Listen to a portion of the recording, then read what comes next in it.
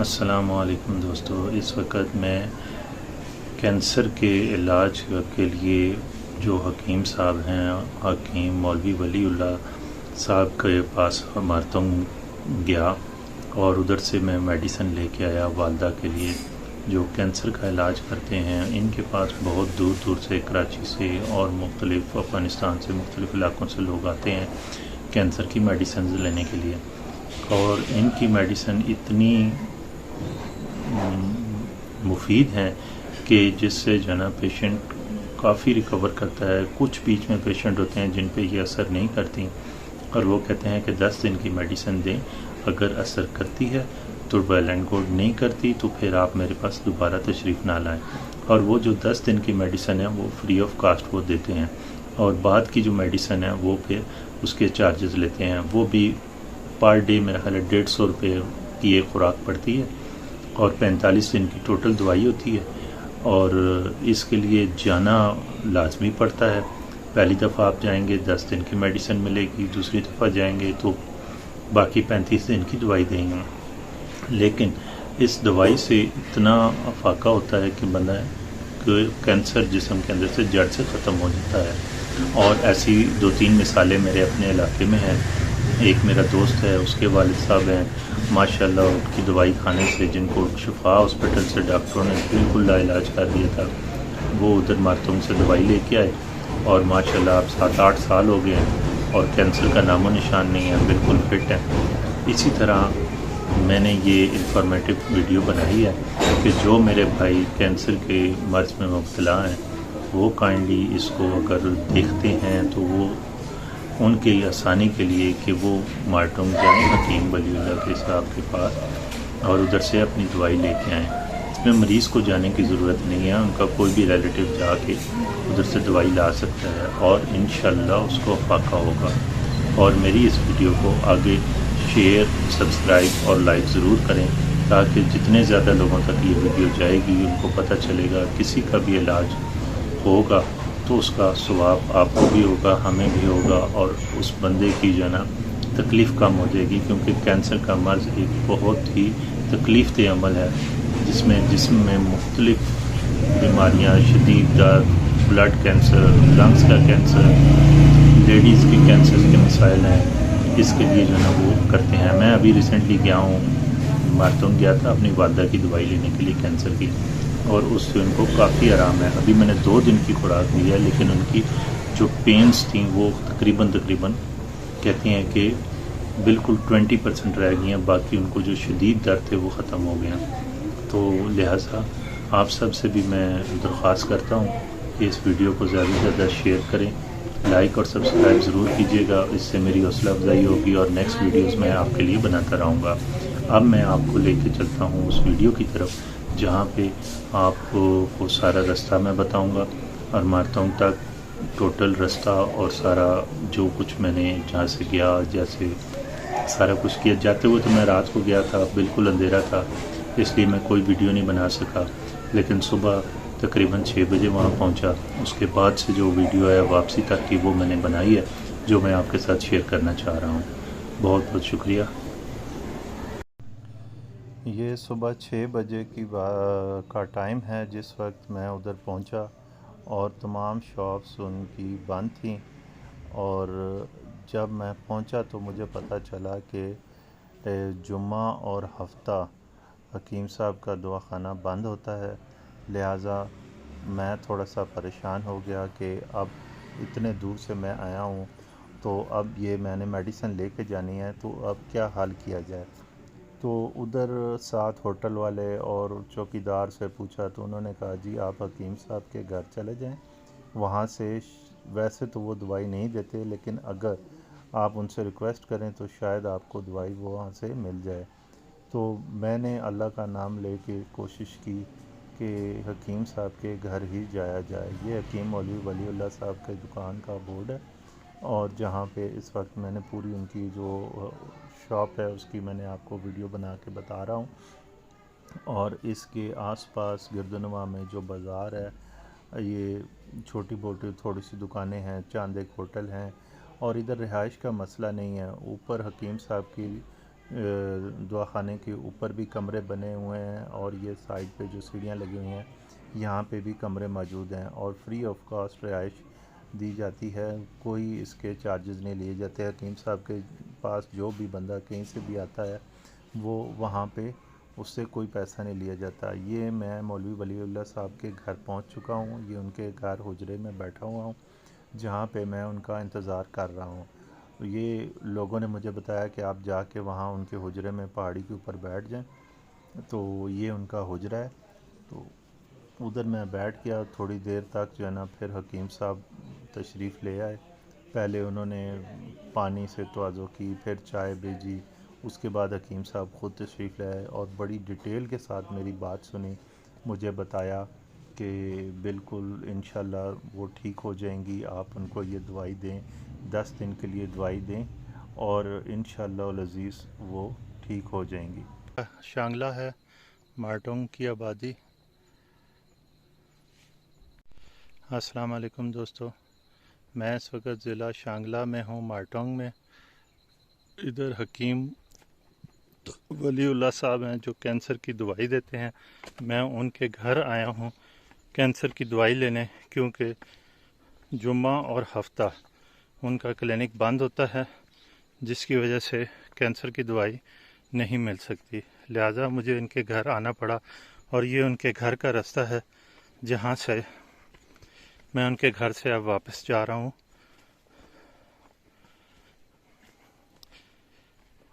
और पहली दफ़ा वो तकरीबन 10 दिन की दवाई देते हैं और उससे अगर फ़र्क पड़ जाए, अफाका हो जाए, तो फिर बाकी मेडिसिन देते हैं।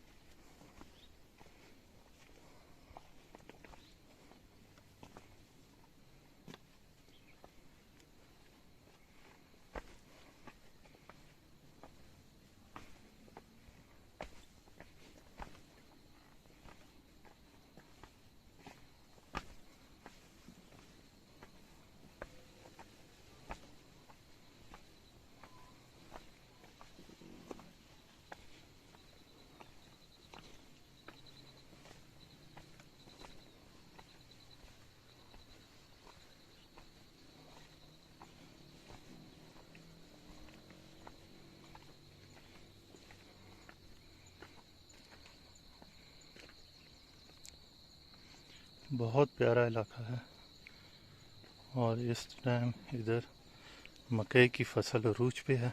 कितनी प्यारी फसल लग रही है। पहाड़ों पे बड़ी मेहनत का काम है काश्तकारी करना, और ये लोग बहुत मेहनती और जफाकश किस्म के लोग हैं।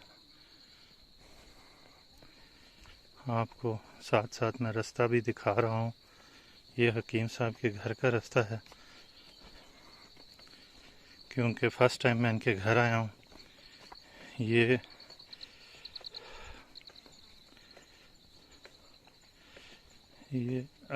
इस गांव का नाम अलीम बांडी, मेरे ख्याल से अलीम बांडी है। और ये मार्टोंग जो हकीम साहब का क्लिनिक है उससे 5 मिनट पहले एक रोड नीचे उतरता है। उस रोड पे तकरीबन 20 मिनट की मुसाफत के बाद आता है। लिहाजा जिस किसी ने भी हकीम साहब के पास आना हो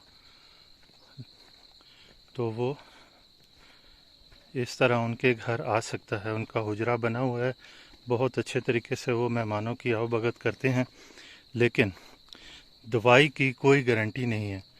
हकीम साहब के घर अगर मेडिसिन हुई तो वो 10 दिन की दे देंगे, अदरवाइज़ आपको दवाई क्लिनिक से ही लेनी पड़ेगी। अभी मैं मुसलसल चल के नीचे जा रहा हूँ, क्योंकि बाइक मेरा नीचे खड़ा है और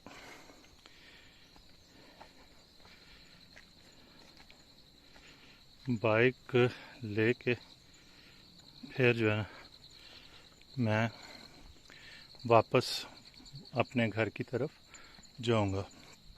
ये देखें कितना प्यारा व्यू है, बहुत ही खूबसूरत ग्रीनरी और बहुत खूबसूरत इलाका ज़िला शांगला में है ये। बुनेर से आगे, बुनेर भी बहुत प्यारा इलाका है, लेकिन बुनेर से आगे ये ज़िला शांगला आता है और मौसम इधर भी तकरीबन नॉर्मल ही है, लेकिन उधर वाह की निस्बत अभी अगस्त का महीना चल रहा है और वो 20-21 तारीख होगी, तो उसकी निस्बत ये बहुत ही अच्छा मौसम है। उधर तो पसीना और बुरे हाल, लेकिन इधर कम से कम ये सिचुएशन नहीं है। ये देखें, ये सारा ट्रैकिंग एरिया है जो मैं चढ़ के गया था और अब मैं वापस इस पे उतर रहा हूँ। ये तकरीबन 5 से 10 मिनट का ट्रैकिंग एरिया है, जिसके बाद हकीम साहब का घर आता है। हकीम वलीउल्लाह बहुत ही अल्लाह वाले बुज़ुर्ग हैं और बहुत ही अच्छे तरीके से लोगों को के साथ डील करना और उनसे बात करना, उनको समझाना कि ये मेडिसिन 10 दिन के लिए लेके जाएं, अगर फाका हो तो मेरे पास आएं, नहीं तो नहीं। क्योंकि इनकी मेडिसिन पहले हकीम साहब ज़्यादा दिन की भी दे देते होते थे, लेकिन लाहौर के कुछ हजरात और पिंडी के कुछ बंदे जो हकीम साहब से मेडिसिन लेके जाते थे और उधर जाके मेडिसिन बेचने का काम उन्होंने शुरू कर दिया। लिहाजा हकीम साहब ने अब ज़्यादा दिनों की मेडिसिन देनी बंद कर दी। हकीम साहब कहते हैं कि पहले 10 दिन की लेके जाएं, अगर फाका हो तो दोबारा आएँ और दोबारा बाकी मेडिसिन लेके जाएं। लिहाजा कुछ ऐसे अनासर होते हैं जिनकी वजह से सब के लिए मसले बनते हैं, और जो ऑथेंटिक बंदा है, जो मतलब है अपने मरीज़ के लिए दवाई लेके जाना चाहता है, जिसके कोई बीमार है, वो भी इस सहूलत से महरूम हो जाता है और उसको भी फिर 2 चक्कर लगाने पड़ते हैं, क्योंकि हम लोग खुद ही इस तरह की हरकतें करते हैं जिसकी वजह से ये चीज़ का खमियाजा भुगतना पड़ता है।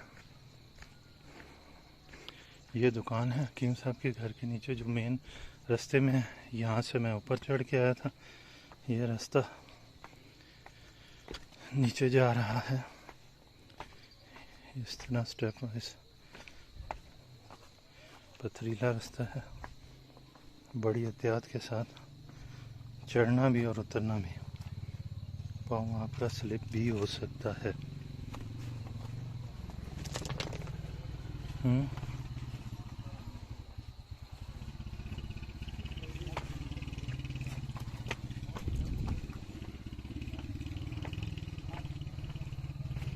ये सारा आगे से कच्चा रास्ता है जो नीचे जा रहा है।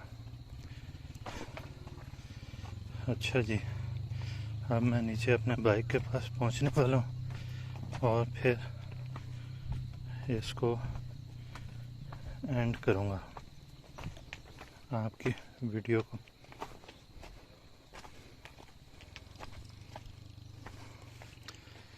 ये बाइक खड़ी है मेरी ब्लू कलर की,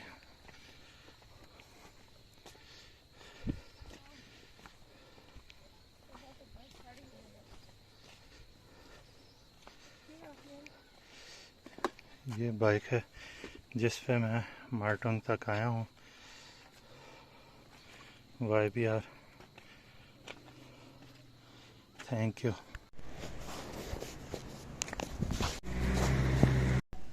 अब ये ज़िला बुनेर का इलाका शुरू हो गया है।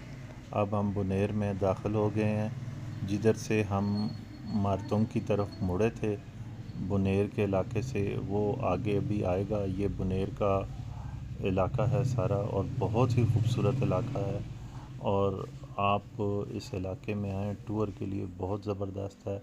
लेकिन हुकूमत को इस इलाके की तरफ तवज्जो दे, रोड अच्छे हो जाएं तो बहुत ही ज़बरदस्त हो जाएगा।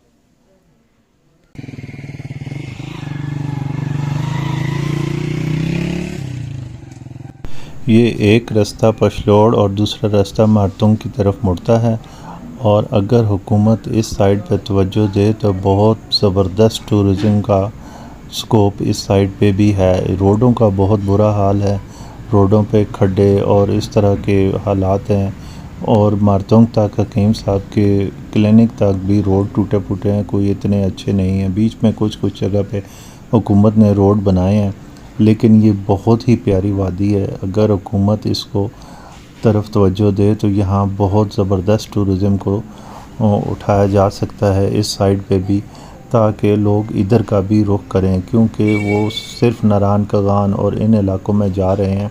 और ये इलाका एक जो बहुत ही प्यारा इलाका है।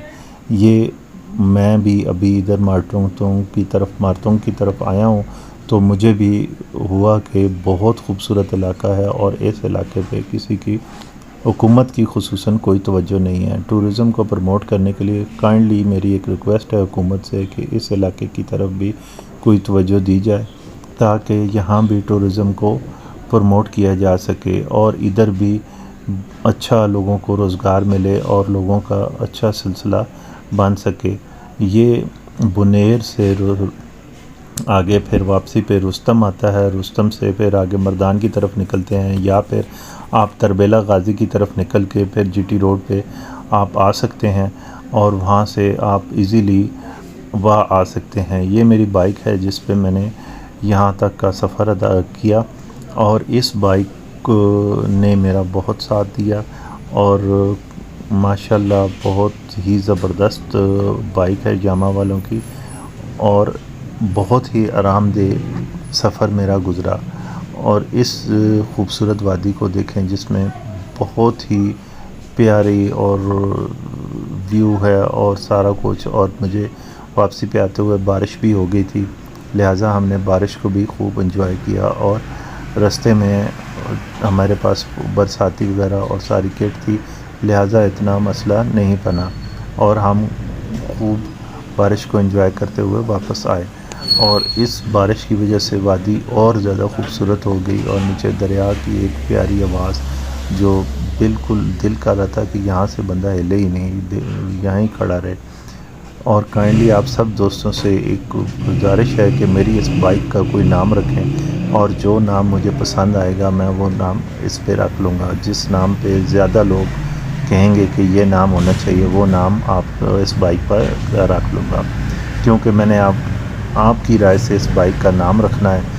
और काइंडली आप सारे अपने अपने व्यूज़ में इस बाइक का नाम रखें। बहुत बहुत शुक्रिया।